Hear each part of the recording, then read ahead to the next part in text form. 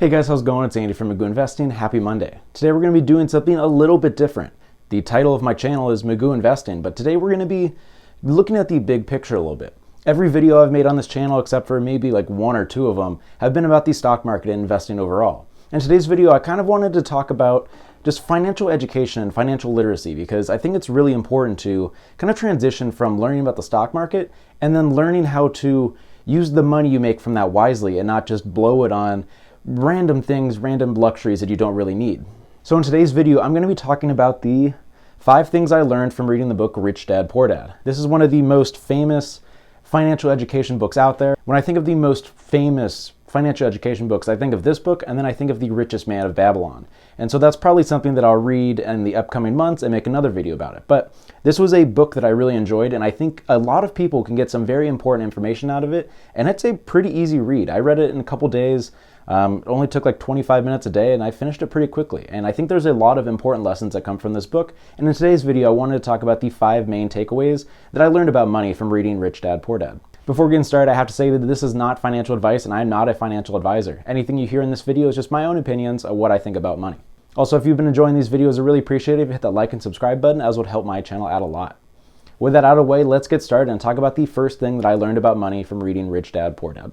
So the first topic that I wanted to discuss is the idea that rich people buy assets, poor people just have expenses, and then the middle class buy liabilities that they think are assets. Going into this book, the main thing that I thought about for this topic was people buying cars that are way out of their price point because they think that it's not that bad of an investment. And the kind of general consensus is that buying a car is probably one of the worst investment decisions you can possibly make. If you buy something straight off the lot, it loses about 25% of its value at least by the time you just drive it out of the lot. But in this book, it talked more than just about cars. It talked about houses, and I thought that was really interesting.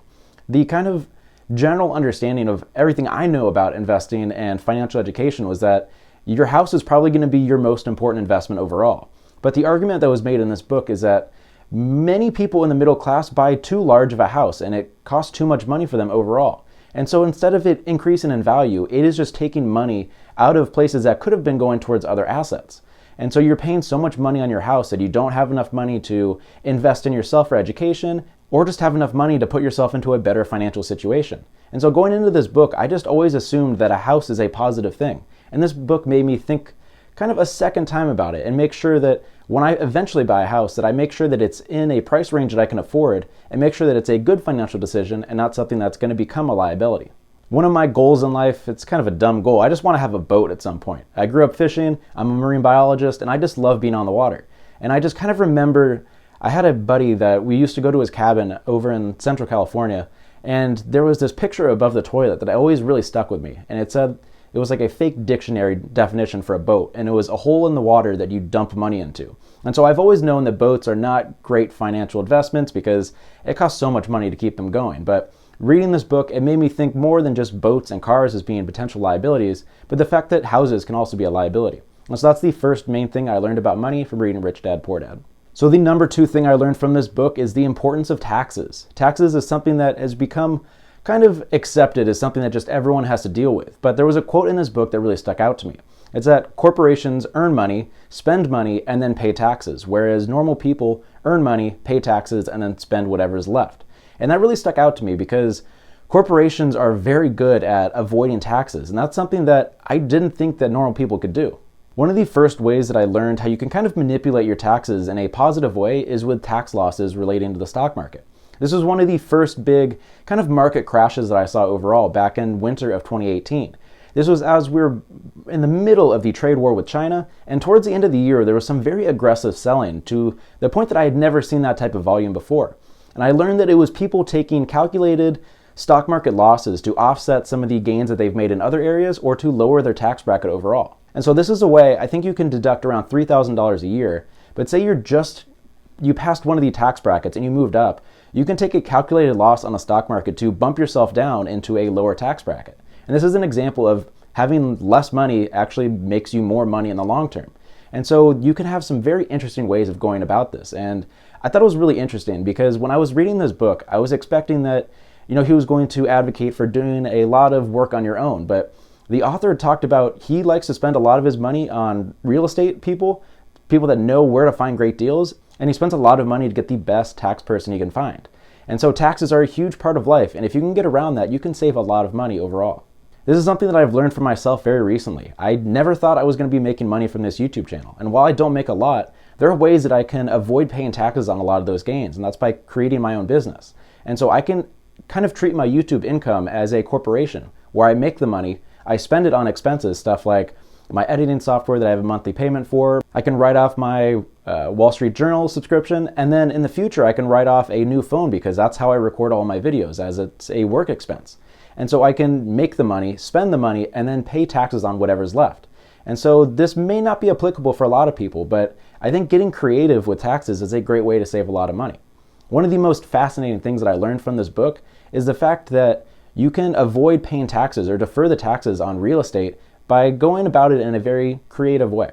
The author buys a lot of real estate, but he doesn't hold it for very long. And so a 1031 exchange is where you take the capital gains that you made from selling real estate, and you can defer paying taxes on it if you invest into another similar property. And so this was a way that the author could take his gains and move it into another investment opportunity and not have to pay taxes on it first. And so taxes are a huge part of life, and that was one of the main takeaways that I got from this book, is that taxes, if you can avoid paying them, that is what you're going to want to do at pretty much all costs. Whether that means taking a loss in the stock market or being creative with how you're moving your money for real estate opportunities, there's plenty of ways to do it. So the third thing I learned about money from this book was the importance of taking risks. If you've been on this channel for a while, one of the main things that I learned in the stock market early on is the importance of losing. And so there were some quotes from this book that really stuck out to me, talking about how rich people have made plenty of mistakes and have likely gone broke a couple times. And so people that are more likely to take risks usually see the rewards of it in the future. With the stock market, I learned a lot from taking risks early on. I lost $1,000 in the first couple months because I made some very risky plays and it did not turn out the way I expected. But I've learned a lot from it. And a lot of people in the stock market miss out on a lot of fantastic opportunities because they're not comfortable enough taking risks. And one of the main places that I see this is with stock options. Most people in the stock market don't touch stock options because they think it's too risky. And probably the thing that I can credit the most amount of success I've had so far this year in the stock market is to playing options. And just with a little bit of education and testing things out and taking some risks, it has doubled my returns so far this year. So far I'm up around 35%, and a big reason of that is taking risks with options. And you have to find ways to make it not as risky but still have a lot of payoff. And so taking risks is something that I think is kind of frowned upon by the general community when it comes to making safe financial plays. And safe sounds great, but you're really limiting your upside potential. Taking calculated risk, I think, is a really important part of investing and setting yourself up for success. The number 4 thing I learned from this book is the importance of education. And so if you're on this YouTube channel, you're ahead of probably around 90% of people in the country. And that's just because most people don't actively look out for educational content about how to save money, make money, invest in the stock market. And so education is probably one of the best investments you can ever have. And so that's why a college education is thought of in such a positive way. But we don't really look at it the same way for learning about finances. It's not something we're taught in school, so you have to actively go out and learn about it. And so being on YouTube, I have learned so much. And there's so many places you can learn about making money, saving money, and how to invest money online. You can be on YouTube like this. You can buy online classes, which is something I've done in the past, and you can go to seminars in person. And so investing in yourself for education is probably the most important thing I've learned overall. And you're actively learning for the rest of your life. What I thought I knew about investing a year and a half ago is not the same thing that I believe right now.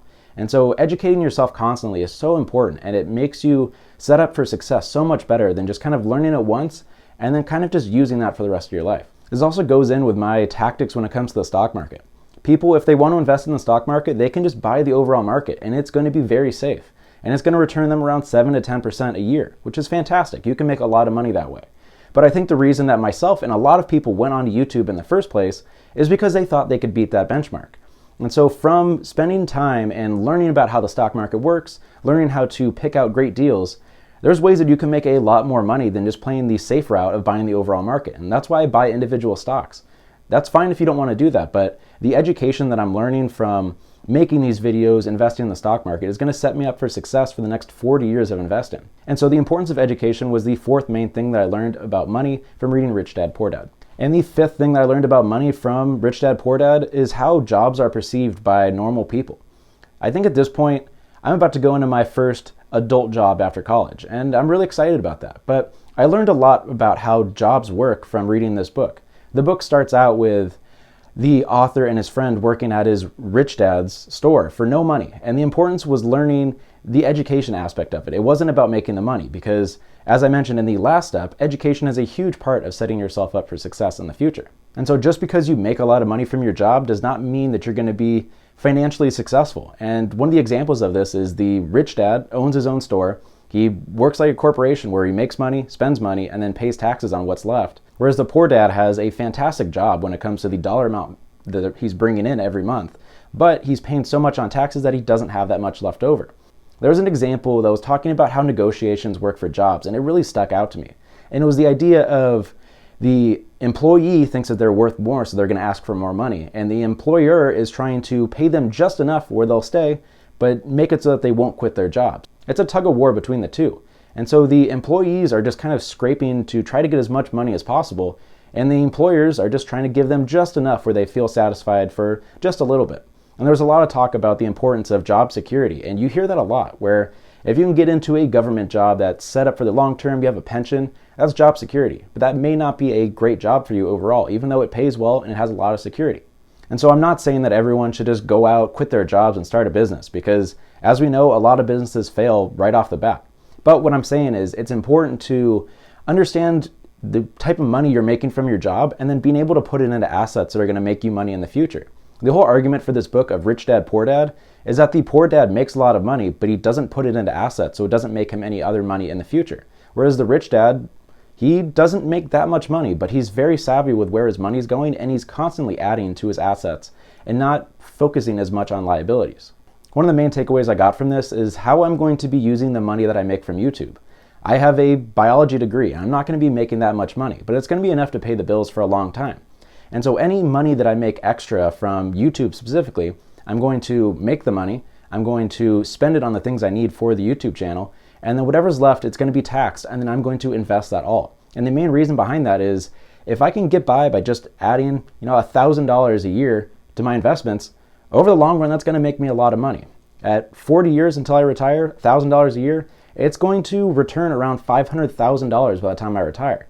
And so $1,000 doesn't seem like a lot, but if you're savvy with where you're putting your money and you're putting it into the assets column and not into the liabilities, you're going to set yourself up for success really well. So overall, I really enjoyed this book. The huge thing about this book is that I loved how it didn't focus on the little things. If you've been on YouTube at all and you've seen some of these channels that talk about how you shouldn't be going out to dinner every once in a while because you need to save that money, or the fact that you're buying coffee 4 days a week is the reason you're poor, I don't like that short-term focus. And this book is fantastic because it focuses on the long-term problems that lead to people staying poor and how you can avoid that. And I learned a lot from this book. It was a very easy read, and I highly recommend it to anyone that wants to get more savvy with their money. Overall, this probably isn't going to change my life, but I learned some important information, specifically how people look at jobs and the creative ways that you can go about avoiding paying taxes on some of your money, and how you can save a lot of money just by getting creative with it. And so overall, I had a great time reading this book, and I'm very curious to see, for the people that have read this book, what you thought about it in the comment section down below. Thanks for watching this video. I will see you guys probably on Friday. I'm a little behind on the video, and I need to move out this week, so I'll probably see you guys on Friday. Thanks for watching, stay inside, and I'll see you in the next video.